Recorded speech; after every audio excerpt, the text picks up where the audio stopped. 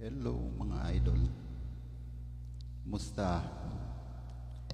Day off na naman. Ito, samahan nyo ako idol. Gagawa tayo ng ba ito? Gagawa tayong beat.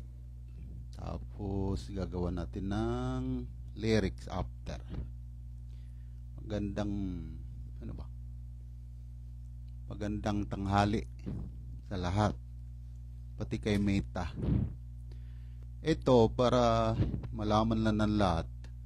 Ito lang gamit ko, simple lang. B8, isang modified na organ. Dito talaga ako Meta umaano kasi dito kumpleto na. Baka sa susunod ng mga araw dito na lang ako kukuha kasi kumukuha ako dun sa mga pre-beat sa YouTube, sa GarageBand. Mukhang ano yata may copyright na konti, which is ginagawa ko naman mini-mix, parang remix na ang ginagawa ko kasi mag-isa lang kasi ako, hindi ko kayang gumawa ng buong ano, not unless sana ipagkaloob ng Diyos makarating yung mga kababata ko rito, kasi ito yung usually na may ginagawa ng kabataan. Pag nagkasama-sama kami ulit, doon pa lang Meta, ni 1% di na kami kukuha sa ano, kaya naming lumikha ng amin. Ang skills ko kasi sa grupo gumagawa ng lyrics at saka magtitimpla ng mga nalikhang kanta. Yung mga yon may mga hawak na equipment at marunong sila, skills nila yung maglikha naman ng tunog ng beat. Kaysa ngayon kasi ako lang mag-isa muna, kumakapit ako ngayon sa ibang ano, sa mga akala ko naman kasi nakalagay sa YouTube sa Garage pre-beat, pero pag nagawa na sarili kong lyrics, tinimplahan ko na, parang may ano kasi complex na konti, so parang ayaw ko na rin. Dito marami din namang nakalagay na, madami din, dito na lang siguro ko kukuha. Kaya nito may isa akong gagawin. Marami din naman akong resources dito, halos kompleto. Ito mga simple lang ang gamit ko. Ako naniniwala ako kasi na ang paglikha ng kanta, kapag nasa puso mo, hindi kailangan yung mamahaling gamit. Kung talagang gusto mo. Kahit simple lang yung gamit mo, basta nasa puso mo talaga, passion mo talaga yung kumanta, makakalikha ka. Hindi ba? Gaya nito, simple lang, maraming dito lang yung speed niya kompleto na rin. Meron siyang pang drum. By level yan. Sa gitara naman.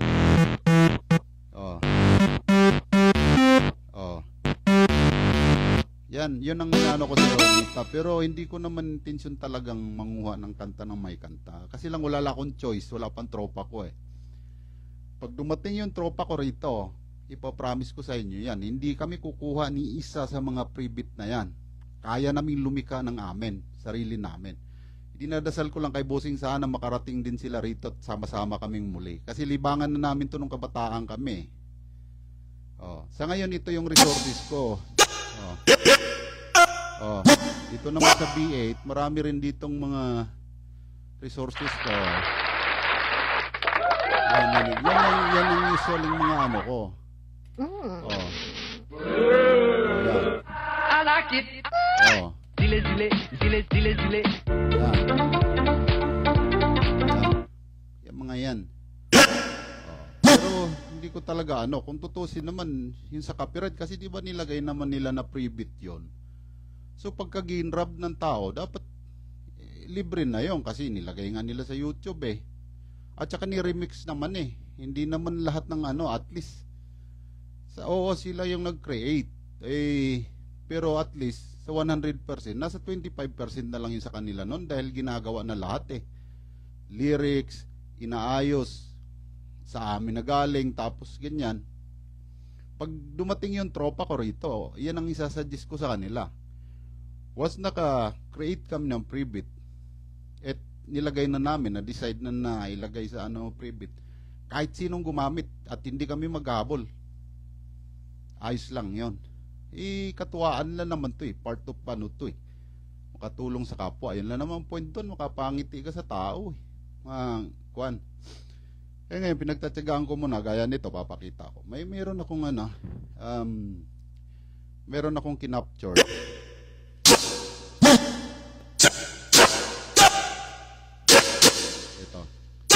Ito ilagay ko sa speed 4 ito. Mayroon ding adjuster ng speed dito. Mayroon din sa mga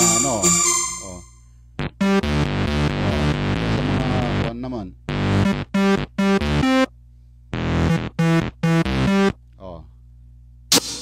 Diba? Pakita ko sa iyo, sa inyo. Sa iyo po, Mita, ha? Yung original beat nito, pero kinaptured ko na, pinasok ko na rito sa cellphone ko. Cellphone lang gamit, wala ko laptop muna. Wala. Kasi akin passion talaga to. Alam ko kung nasa puso talaga. Ito na yung libangan ko eh. Pag may problema, gayahin niyo yan. Pag may problema, may mga ito yung cure ko eh. Yung paano sa katawan, sayawan, kantahan. Yan, passion ko talaga. Pati yung tropa kong naiwan doon. Ito yung original na beat na kinaptured ko kanina.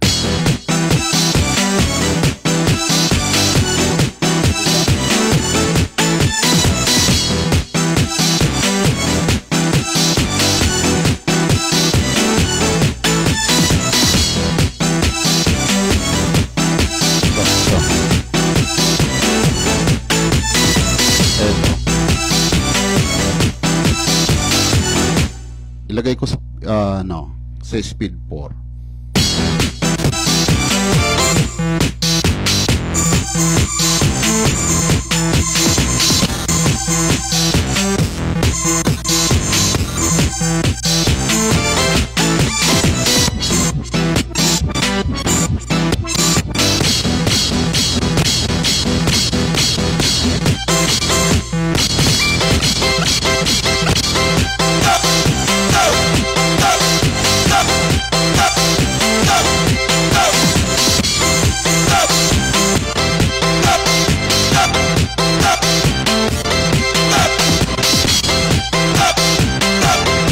Diba?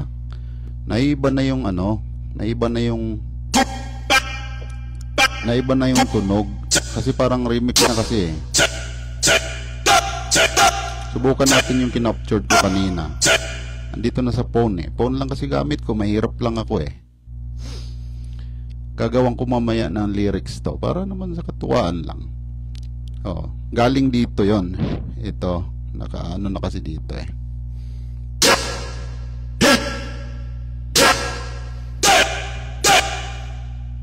Okay, try natin.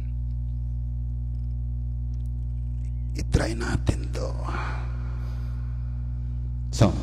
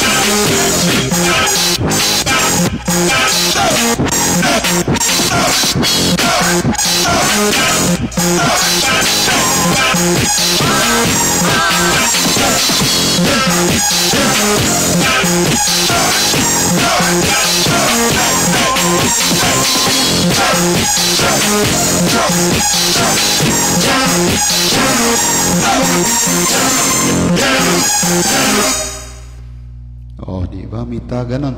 Ganon yun, mga kaibigan. Alam ko ang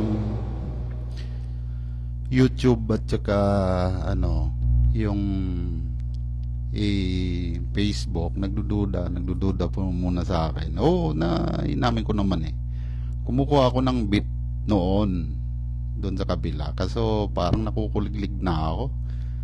Remix lang naman ginagawa ko. Then, di naman totally copyright talaga kasi ultimo yung beat niyang original, binabago ko, halos di mo na malaman.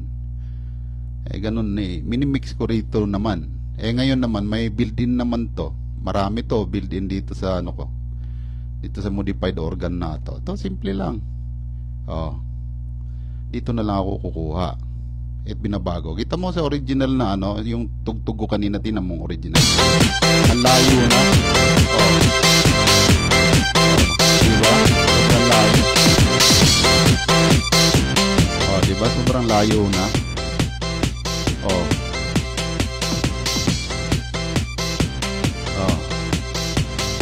Sobrang layo na.